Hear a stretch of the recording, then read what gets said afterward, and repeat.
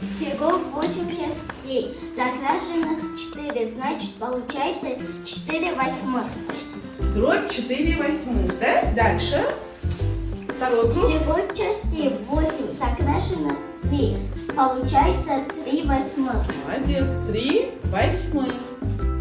Третий круг. Всего 8 частей, закрашенных 2, 2 восьмых. 2 восьмых. Четвертый круг. Четвертый круг. Всего 8 частей, закрашенных 4, 4 восьмых. Теперь делаем возрастание. Порядке. Возрастание. Ставим эти дроби, да? Угу. Самое маленькое число Дробь.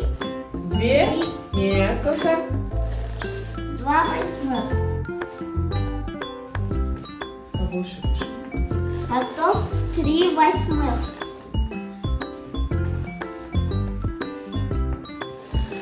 Потом 4 восьмых. У нас 2 круга, да? 4 восьмых, да?